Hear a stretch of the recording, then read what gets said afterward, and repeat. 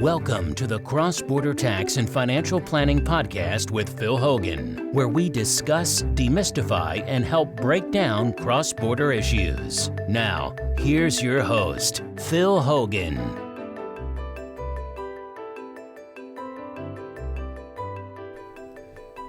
Hello and welcome to the Expat Tax and Financial Planning Podcast. I'm your host, Phil Hogan, and today we're going to talk about Form 1135. So before we do that, let's just get through a couple housekeeping items. First, big thanks to everybody on the Americans Living in Canada Facebook group. If you haven't joined the group already, please do so. Private group for Americans living in Canada or Americans thinking of moving to Canada. So a bunch of great Q&As on there. The members are awesome at answering questions, lots of great engagement. So yeah, if you haven't joined, please do so. You can also keep up to date with all our updates on all our social channels. Probably the best way to find a list of the social channels, just go to philhogan.com, click About Phil. At the bottom of the page, there'll be a full list. So the Americans in Canada private Facebook group. We started a subreddit on Reddit, so anybody's a fan of Reddit, there's an Americans in Canada Reddit page that you can join there. You can also follow me on Twitter. And we started a new Instagram page. Very, very new, but hoping to get some content on there soon. You can subscribe to the Expat Tax newsletter if you haven't done so already. There'll be an entry on most of the pages on philhogan.com. And then I've also started a YouTube channel. No videos on the channel right now. This will be the first video that will actually get uploaded, and then hoping to have a bunch more soon. And if anybody has any questions or suggestions for content or any questions you want answered, the group's been really good about providing some feedback on this, especially on Facebook. But please feel free to email me at phil@philhogan.com with what you'd like to see. I mean, really, this podcast and the videos really should be about you, the questions you have, the challenges you're having. So those are the kind of things I want to cover. Okay, so let's get into the form. T1135, Foreign Income Verification Statement. So what is this form? Why should we be concerned about this form? So as a Canadian resident,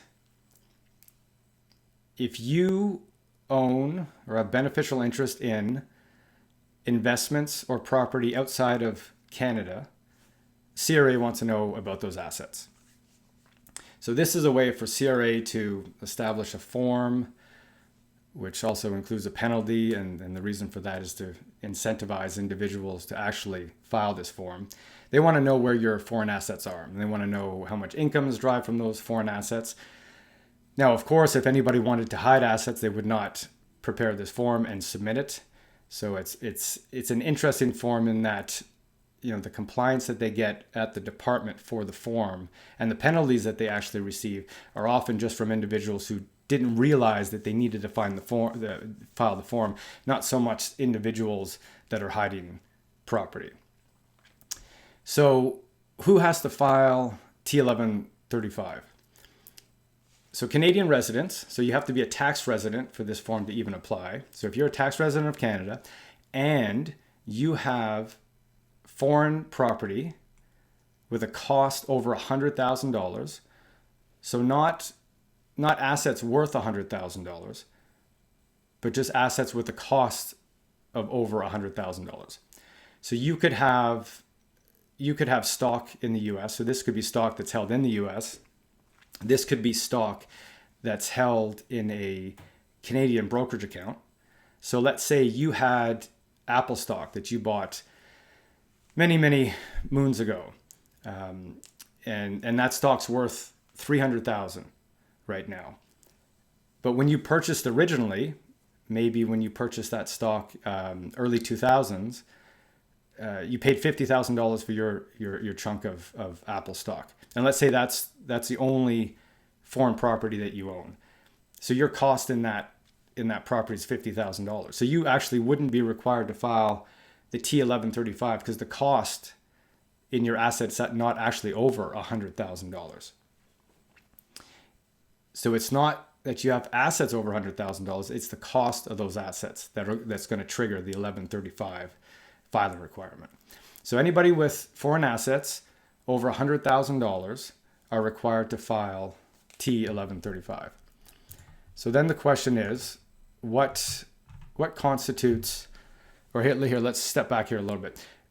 So for reporting requirements, many of you have noticed on the actual Canadian tax return, there's a specific question that asks about foreign property. So if you look at page 2 of the T1, the Canadian tax return, so CRA asks, did you own or hold any specific foreign property where the total cost amount of all such property at any time in 2019 or any year you filed on this form was more than $100,000. So if you click yes to that, if you answer yes to that question, then you likely have a T1135 reporting requirement.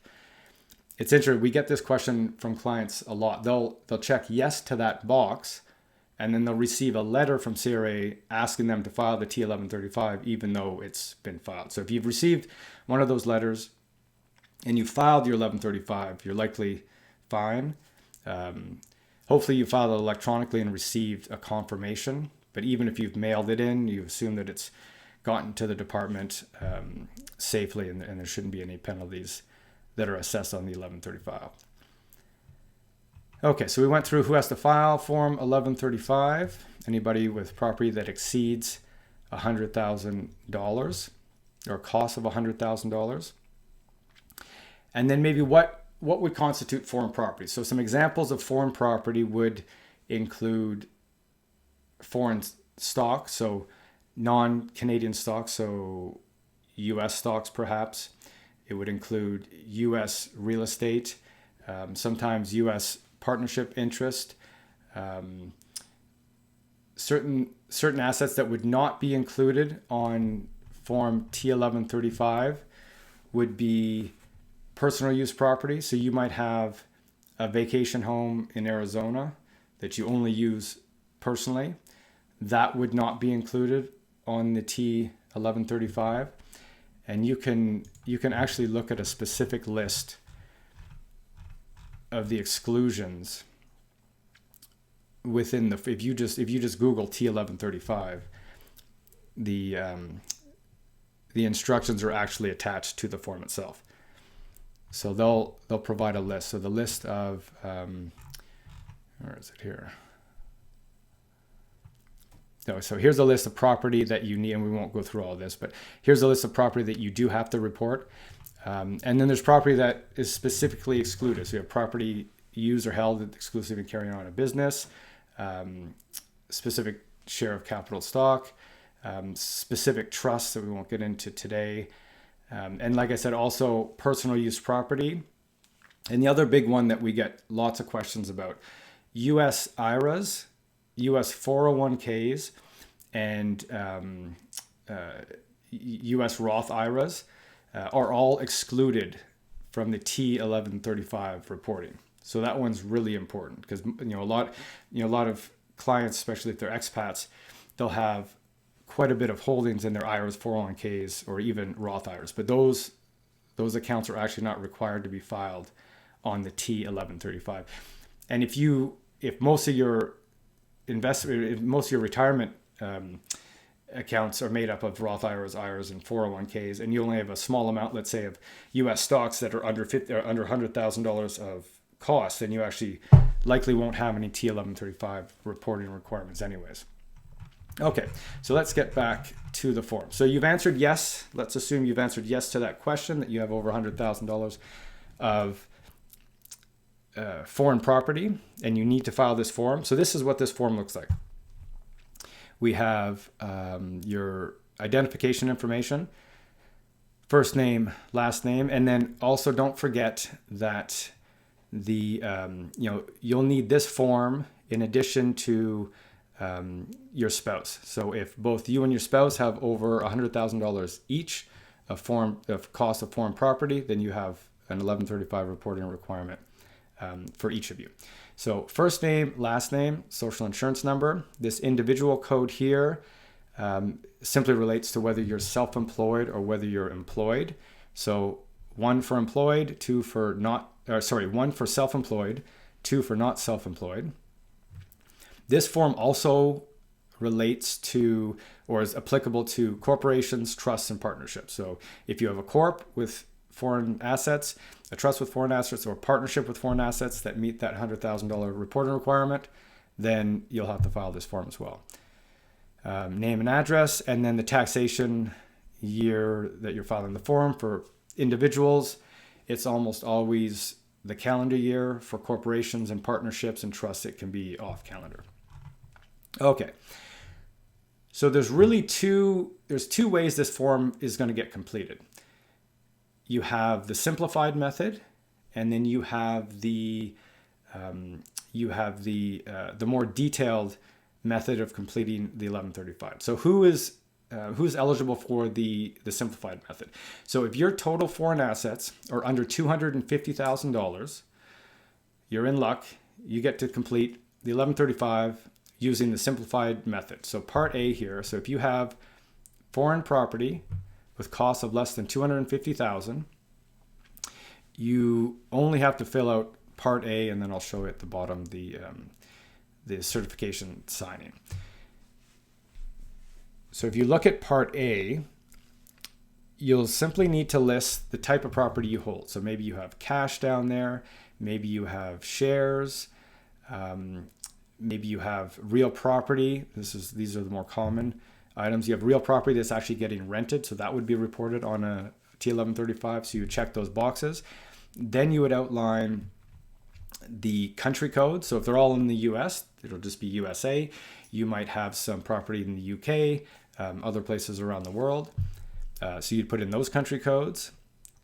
Then you would outline the gross income as a total from those foreign accounts, because all that income is going to be reported on your Canadian return. As we know, your worldwide income's taxable on your Canadian return, regardless of where it's earned.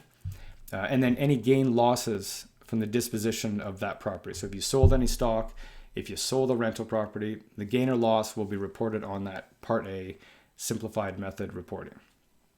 Okay. So if you exceed the $250,000 threshold, which means that you are not eligible for the simplified reporting method, how do you need to report your foreign assets? Well, it becomes a lot more difficult. And I'll segment this into two different scenarios. So let's say scenario one is you might have a rental property in the US. You might have some stocks you might have some US stocks in your Canadian brokerage account, which is very common nowadays, right? So you might have Apple and Amazon and any other US stock in your Canadian investment or brokerage account. So you'll report, let's say you had some US cash in the US, you would report that under funds. Your rental property, you would report down here under number 5.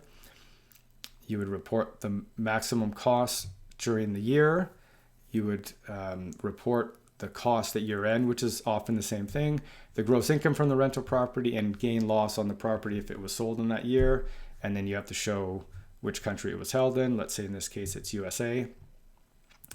And we'll scroll down here. So for US securities in a Canadian or investment or in a Canadian brokerage or investment account, you simply need to report the investments on a country by country basis. So if you had 20 different US stocks in your Canadian investment account, you don't have to list them separately. So this is, in a way, it is a more simplified, even though you're not doing the simplified method, will be much more simple than what I'm going to explain in a minute here.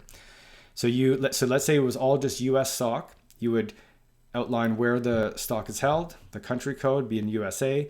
You would only report the fair market value of the US stocks during the year, the maximum, and then the fair market value at the end of the year, the gross income you've earned from those stocks, and then any gain or loss on the disposition of those stocks. The nice thing about this is most Canadian brokers and investment houses will provide you with the T1135 reporting sheet with your annual investment package. So you just take that information and it should have everything you need on it to fill in the section number 7. Now, if you have the same U.S. securities or stocks in a U.S. non-registered investment account, it becomes very difficult. Number 7 is only applicable to investments held with a Canadian registered security dealer or Canadian trust company.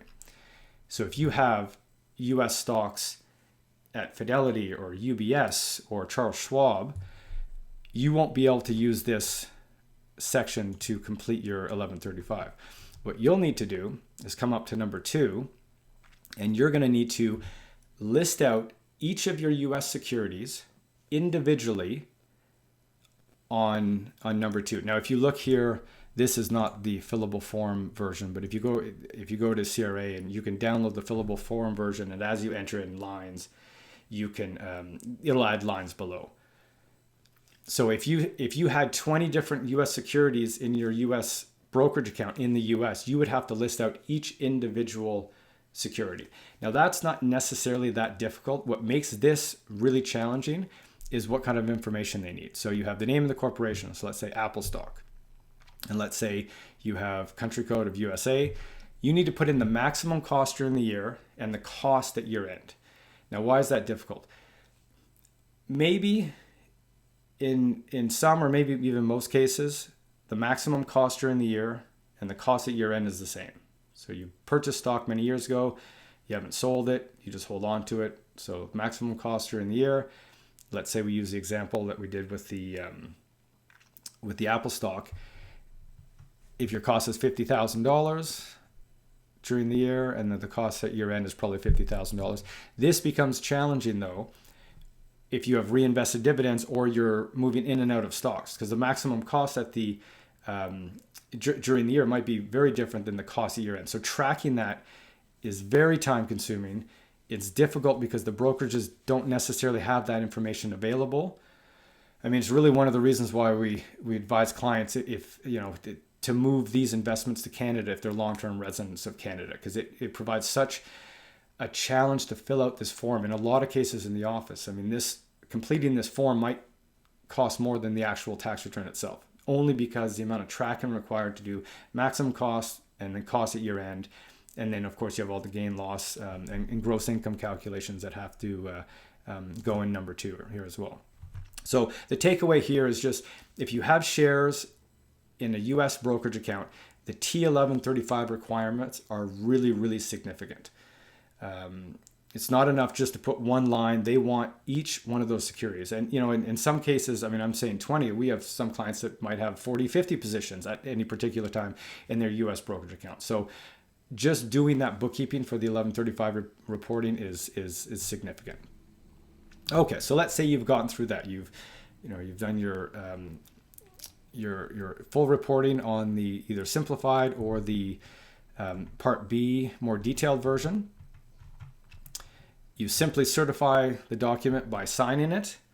If somebody's prepared it on your behalf, they would include their information here. And then you can either electronically file the T1135 or you can paper file the T1135. It's always nice to be able to electronically file if you can. So if you have somebody preparing it for you, they'll do the electronic filing. If you're doing it yourself and you're using a piece of software, likely you can electronically file it. If not, you can mail it. It's always nice to get a read receipt with a form like this, just because of the significance of the penalties. So that's very much in general how you complete that form. We haven't gone into a lot of detail, but just to give you an idea. I mean, a lot of these podcasts I'm going to be doing, and hopefully some of the videos will give you a real good general sense of what to do with these forms. It's not intended to get too deep into the weeds and into the specifics about completing these forms. Once again, if anybody has any specific questions, don't hesitate to email me at phil@philhogan.com, and I'd be glad to hopefully provide you a good answer by email. And you can also, don't hesitate to text me as well. That's a good way to reach me as well. 250-661-9417. and all that information's on the website. Okay, so I'm going to go back to the article that I wrote, which is quite comprehensive. So if somebody's actually interested in this topic, this is a great article to go through. So we've gone through who has to file the form, a little bit about how to complete the actual T1135 form.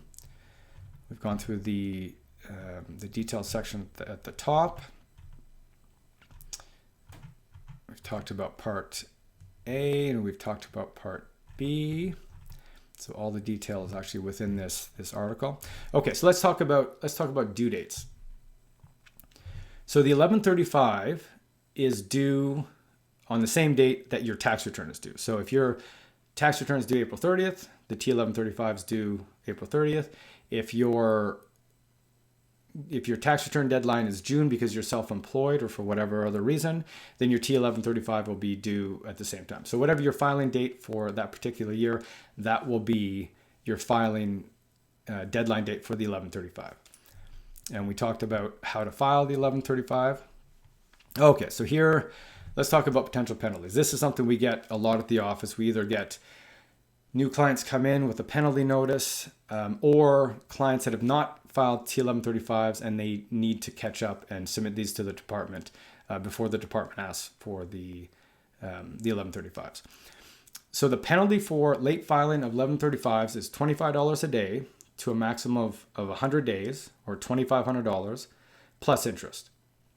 So if they hit you with the T1135 penalty 5 years back, $2,500 plus interest, that compounds quite quickly, especially if you're talking about multiple years. I mean, we've seen penalties in the office, well in excess of $10,000 after interest and penalties. So the key here, get your 1135 filings in on time, because most people are not going to miss the deadline by a day or 2 days or 3 days. If it's missed, it'll be missed for 100 days.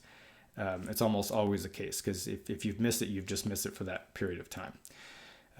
So if you do receive a T1135 penalty, unfortunately, it's very, very difficult to get these penalties abated. We'll talk a little bit about two programs here. If you haven't filed your 1135 and CRA has not asked about your 1135, or if your tax returns are late and they haven't asked about your tax returns, there's a potential to actually file the 1135s under the CRA voluntary disclosure program. So and we won't get into that today, but if that's something that you think you would want to discuss, once again, give me a shout and we can chat about that. So, to the extent that CRA hasn't asked you about your tax return, your late tax returns or late 1135s, you could potentially send in, multiple years of 1135s without penalty if they're submitted under the voluntary disclosure program. Now, the voluntary disclosure program's changed quite a bit over the last couple of years, and we have kind of a new iteration of the program. It's just different. So if it's something that you want to chat about, just give me a ring or shoot me an email. Now, if you're not eligible for the VDP program or you've already received a penalty notice, really the only way to have that penalty abated, and maybe not the only way, because we've seen some court cases where they've thrown out T1135 penalties, but assuming you're not willing to go to court, there's a CRA taxpayer relief program that allows individuals to submit reasons why they might have filed the T1135 late, and then CRA would look at those reasons and they might abate based on those reasons. Now, in our experience, CRA will really not abate penalties unless they can see that there was kind of an act of God where your house might have burnt down, or there might have been some weather issues. You might have had flooding. It's something that would have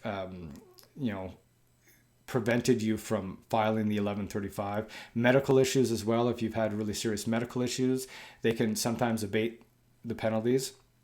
So it's quite tight in what they'll actually allow for. But that is an option, and it's worth submitting an application, because once again, these penalties can be really, really high. And to be honest, I mean, the penalties themselves, I think are just they're way too high. And I think, and whether this will ever happen or not, CRA needs to assess individuals based on not whether they filed the form late, but whether they've actually reported all the income. Now, if you haven't reported the income from your foreign financial accounts, your rental properties in the US, and then you don't file the 1135 penalty or the 1135 form, likely that's, you'll not that you necessarily deserve that penalty, but they have a much better argument for penalizing you because you've actually underreported income. Now, if you've reported that income, but you just neglected to file the 1135, that's really rough because it's hard for a lot of people that maybe don't use CPAs or accountants or doing it themselves. That's a hard thing to even know to do. Even though there's a question on the tax return, we see this a lot where people, they're not hiding assets, they're not hiding income, they just didn't know they needed to do it, and then they're getting slapped with a huge penalty. So it'd be really nice to see at CRA a change where you might get penalized, maybe a smaller amount, maybe $250, $500, if you've reported the income. Perhaps, give individuals a chance, maybe on the first, if you file the T1135 late only once, maybe there's a penalty abatement. So that's the kind of things we'd like to see at the department, because $2,500 off the bat for first-time non-filings really seems really unfair. It's interesting. You actually have, the IRS does this a lot, where first offenses, they tend to abate.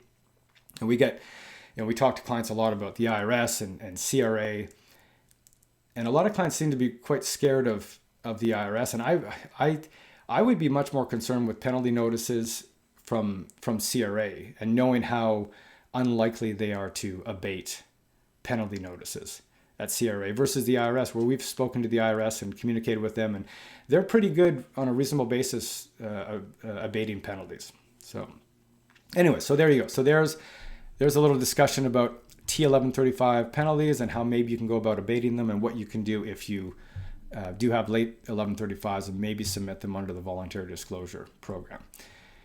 We talked before about how IRAs, Roth IRAs, 401ks do not need to be reported on the 1135. So that's kind of a plus for anybody that has those accounts.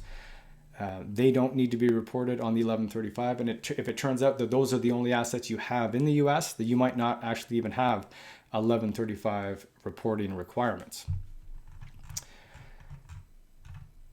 So that's a pretty general overview of the reporting requirements for foreign income for Canadian residents. I'll likely leave it there. If any of what I've kind of talked about here has resulted in any questions from anybody, once again, please feel free to send me an email to phil@philhogan.com, and I'll do my best to answer. And please, if you haven't signed up for the Americans in Canada Facebook group, we're over 5,700 members already. Once again, lots of great engagement, really supportive group. So if you're in Canada and you're an American, or you're American thinking of moving to Canada, that's a great group to join. And then to keep updated with any of the other future updates, take a look at all our social channels. And I would say, even though there's no videos right now on the YouTube page, if you were to subscribe right now, then you'll get notified as I start uploading videos. So hope this will be one of the first ones that get uploaded, and then hopefully all the podcasts will get uploaded in video format. And then hopefully I'll be doing some actual videos with other topics that hopefully come from the group. And then make sure as well, if you're interested and you want to be updated on future podcasts, go to the, you can go to philhogan.com and About Phil, and you can click on the Apple Podcast. Let's find it here. I'll put a link in here. So if you just go to Apple Podcasts, you can subscribe. You can subscribe on your phone as well. So as soon as new episodes are uploaded, you'll be updated right on your phone.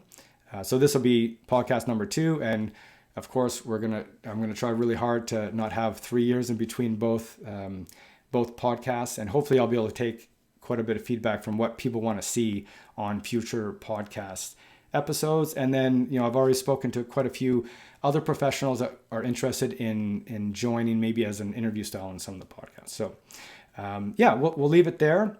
Once again, big thanks to everybody on the Facebook group for all the great questions and support for all the other members. And we'll see you soon. Thanks. Bye. Thank you for listening to the Cross-Border Tax and Financial Planning Podcast. For recaps of this show and more information on how to reach Phil Hogan, please visit crossborderpros.net or hutchison.ca. Please note that the information contained in this podcast is for educational purposes only and should not be constituted as professional advice.